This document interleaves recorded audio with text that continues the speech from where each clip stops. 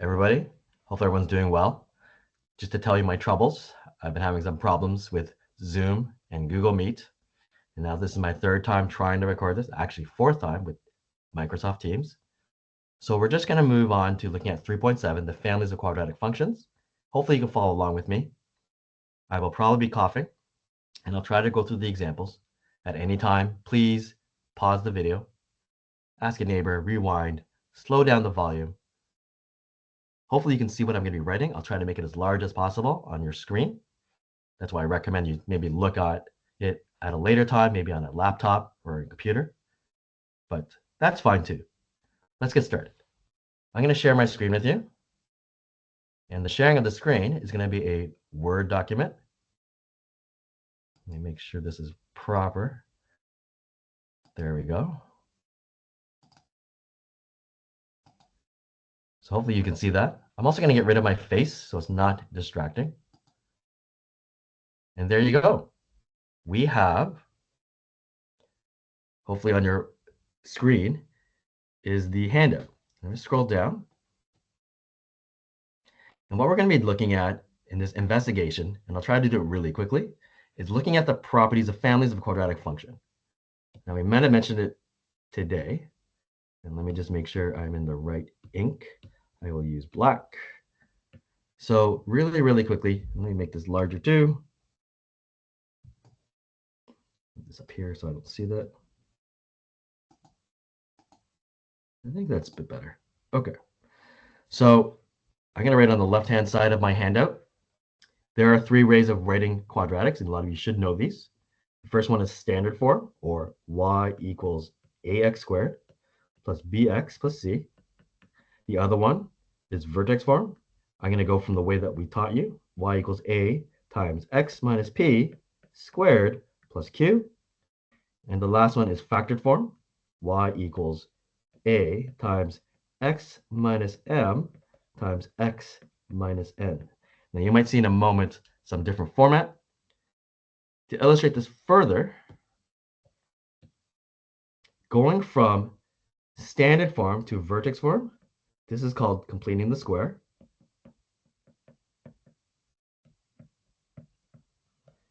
And going from vertex form to standard form, expanding. It is also the same with the factor form, also called expanding. And the last one, of course, a lot of you already know, from standard form to factored form, literally is factoring. Right? So what do we have in our examples? We have four quadratics in each of these groups. And if you need to pause the video, I'm just going to speed it up for a lot of you. Unfortunately, I have to move this down so people can see it. Let's take a look at the first group. The first functions are x squared minus 3x minus 10. The second one is negative 2x squared plus 6x plus 20, and so on. So right off the bat, some of you are going to notice what I'm going to do. Maybe factor that first trinomial. So what are we going to get? We're going to get f of x is equal to x squared minus, Mr. Chen, x plus 2 times x minus 5. For g at x, if I were to factor that out, it would be negative 2 times x plus 2 times x minus 5. The third one, h at x, if we factor out the GCF, we get a negative 4 times x plus 2 times x minus 5. And finally, for the last one, and it seems a little bit tricky because you haven't really done with decimals, and even I would find that hard, k at x is equal to negative 0.5 times x plus 2 times x minus 5. And I think you understand what all of these have in common. They all have the same in common of the roots. Now this is just a specific example where x is equal to negative 2 and x equals to 5. These roots, zeros or x-intercepts, is where the parabola will cross. But that's this family. Moving to group 2. Pause the video if you want to try. Complete the square for m at x, n at x, p at x, and q at x on your own. But I'm going to give you the answers. And I think you're understanding what this one is. Excuse me. M at x, when you complete the square, it will be -2 times x minus 1 squared plus 3. Complete the square for the other one, and in x, it's going to be equal to 0.5 x minus 1 squared plus 3. P at x, I think a lot of you are understanding what this is going to be by patterning. And I encourage you, try to do it yourself. 10 times x minus 1 squared plus 3. And what are these all the same of the family? Vertex. They have the same p and q. P is 1 and q is 3. Now we did talk about d and c, so technically the d is 1 and the c is 3. But I'm just going from grade 10. Finally, really quickly, these ones don't seem that obvious. We're just going to write them out. And I think some of you understood what I was trying to show you. Notice the c term. These orange here. So they're all -2. So the y-intercept is all -2. And so this is the family that's common.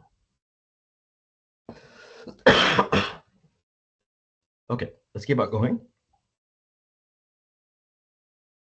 So really quickly that you can see from your screen, in factor form, now if you followed me, I said m and n. This one is using r and s. It does not matter. But a lot of you already tell it has the same x-intercepts. Therefore, it has the same axis symmetry. And same family if a is varied. So for example, this would be considered a family. Let's make one up really quickly. Y equals 2x plus 4 times x minus 7. And this one, y equals -1/2 x plus 4 times x minus 7. They have the same x-intercepts. They also have the same axis symmetry. And if you're not too sure how to find the axis symmetry, it is r plus s divided by 2. Right? Group 2, a lot of you notice same vertex, h and k, or p and q, or d and c, same axis symmetry, same family. So let's just do an example here again.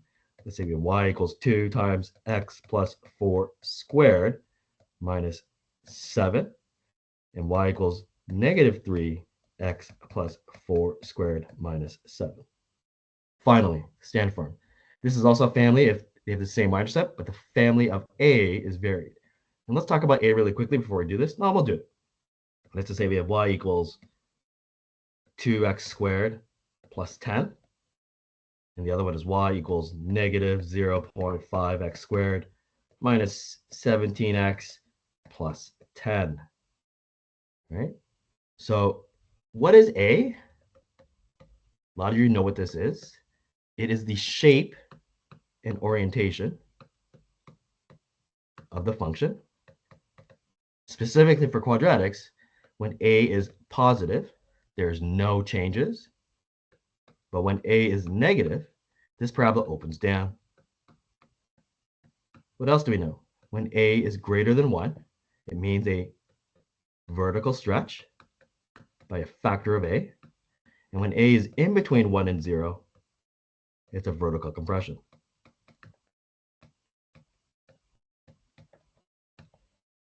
Everyone okay? Hope so. Let's keep on going. So let's talk about these questions now. Pause the video if you want to try this yourself. Big hint, you're going to use the strategies that we were giving you. I'll write them at the top. You have standard form. I'll be honest with you, this is very rarely used. We have factored form, and I'm going to use mine if that's okay, because that's how I taught my students. If you want to use R and S, that's fine. Or you have vertex form.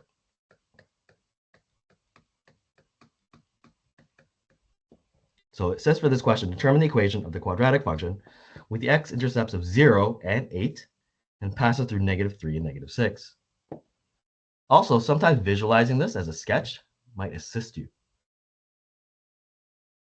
I think most of you will do it this way. The roots, or the zeros, or x-intercepts, the first root is 0, and the second root is 8. So when we have roots, we tend to use factored form. So even though that's the information right now, I'm going to start off by substituting into this question.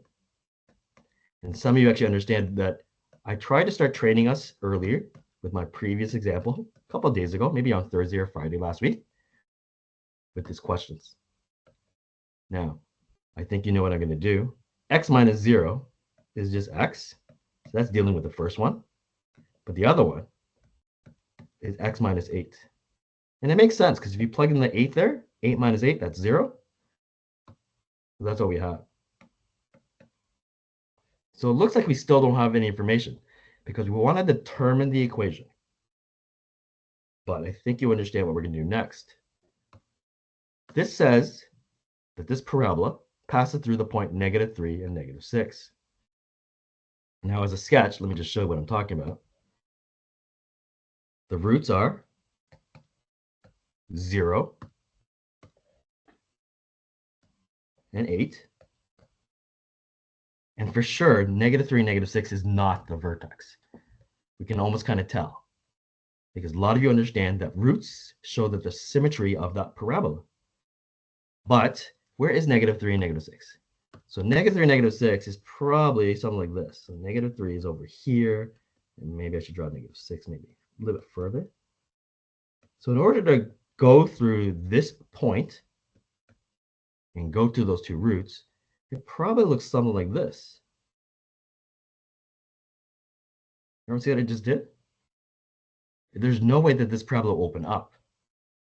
And almost always these kinds of questions, even though they want the equation of this parabola, we're going to find A.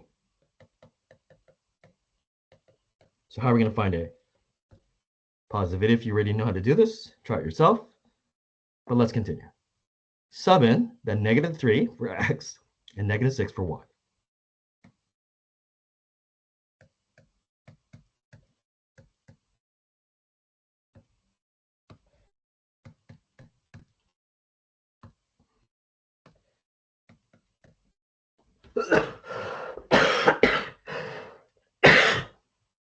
Excuse me.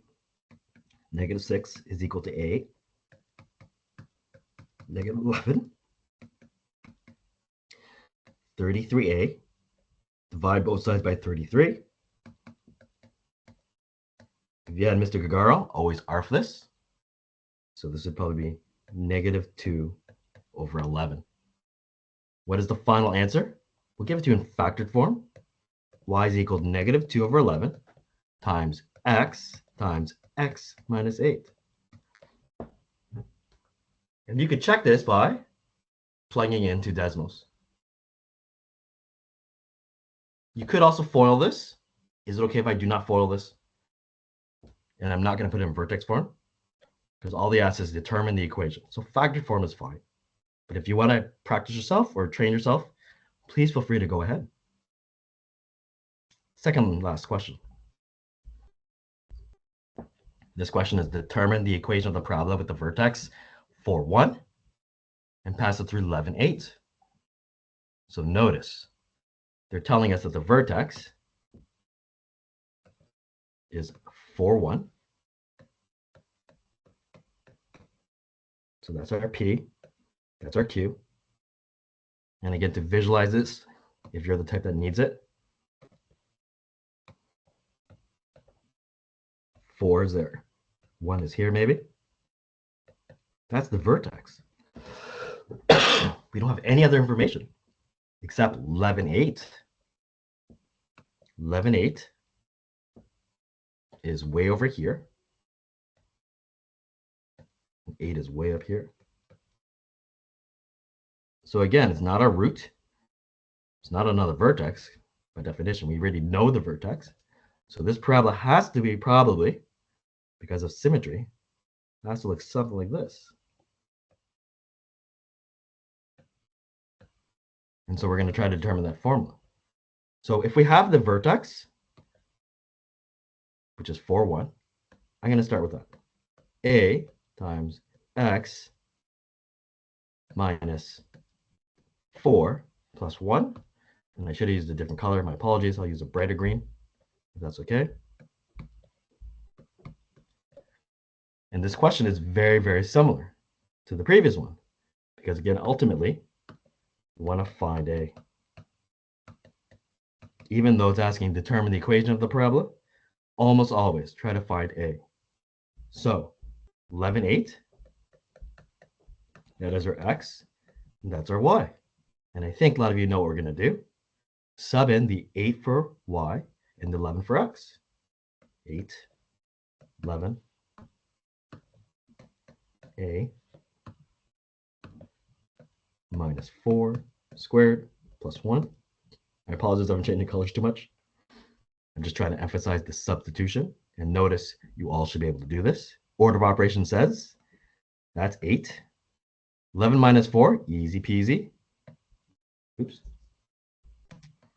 That's 7. But we're going to square it plus 1. And there's our A. And so we're going to get 8 is equal to 49A plus 1. And again, you have to remember, you can't collect like terms that easy. So what I'm going to do is subtract 1 to both sides. I get 7 equals 49 over A. Then divide both sides by 49. A is equal to 7 over 49, which of course, when you ARF this, it's 1 over 7. Our final answer, y equals 1 over 7, x minus 4 squared plus 1. You can pause the video if you have to take a look. Really, really quickly, though, is an extension, though. And that's why a lot of you know what I'm doing. This red parabola that I've drawn on your sketch, notice it does not cross the x-axis. So you can always determine from this the following. From vertex form, number of roots. So very, very similar.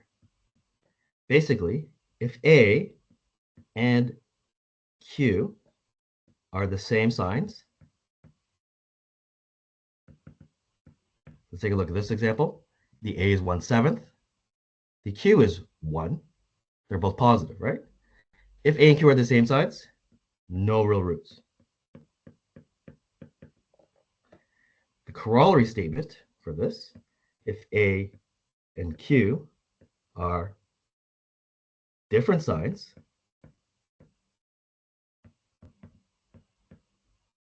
it means 2 real roots.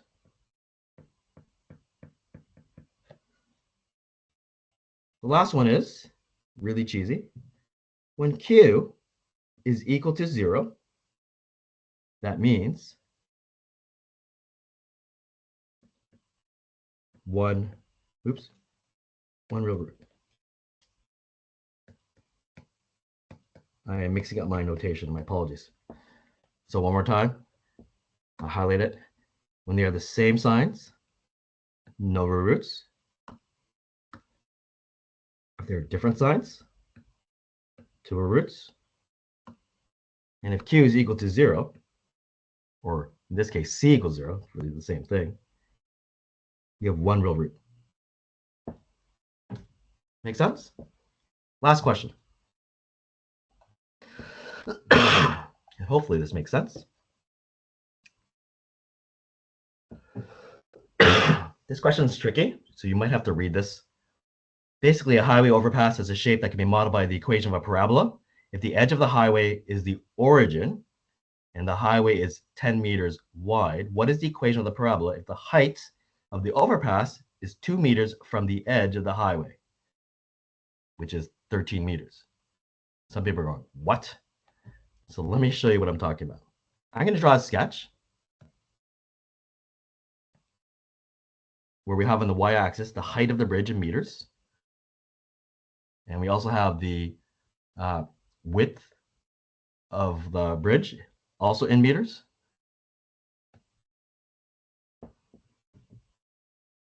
So notice, let's take a look at this end part of this question. What is the equation of the parabola if the height of the overpass is 2 meters from the edge, which is 13 meters? That's a little tricky. So this is 0. That's the 2 meters. And it is going to be 13 meters away. That's that point. Now notice this bridge, if the edge of the highway is the origin, so there's the origin, and as the highway is 10 meters long, or 10 meters wide, that 10 meters probably over here. Those are our roots. So we have something that looks like this. So notice, if this is 2 meters from the edge, in theory, you could also go 2 meters from that edge. And I think a lot of you can problem solve this. Pause the video if you're not too sure. It has to be symmetrical. So that's 2 meters from the edge at 0. 2 meters from the right at 10. That would be 8. But what height would that be? And I think you know what I'm trying to do. That is also 13 meters. So this question here is actually, once you figured out what you need to do, it's not that bad. And I think I have enough information. We have roots, zeros or x-intercepts.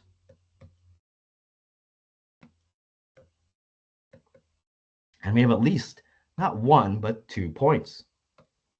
Point 1 is this one. Call it P1. Or we can use P2 to figure out our equation.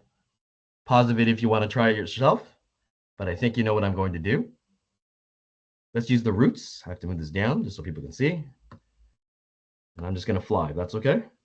Y equals A times x minus m times x minus n.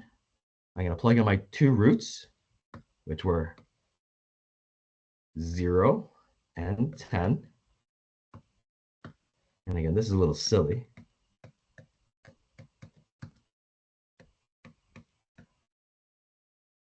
And now you get to choose. I will choose the 2, 13. So the 2 is our x, and the 13 is our y. And again, if you haven't been cluing in, this question, even though it's asking us what's the equation, blah, blah, blah, find A. Pause the video if you have to. I think many of you are understanding what I'm trying to do. We get 2, -8, 13 equals -16a. It kind of makes sense that our A term is going to be 13 over -16. And in factored form, this is the answer. And again, it didn't ask for us in standard form, but you could expand it if you want. And there you have it. So those are the 3 examples we're going to do. Again, I want to thank you. Hopefully it made sense. I'll obviously make this available on our Brightspace, but I wanted to give you a video because I'm not there today to help you out. Let me just stop the sharing and I'll show my face one more time. Hopefully that's okay. And it was a pleasure to help you out. My apologies for the coughing. This is again like my 4th run through this, so I'm a little tired. But hopefully you got something out of this. And if you have any questions, please come and see me on Wednesday at lunchtime. Wednesday is a late start. Have a nice day, everybody.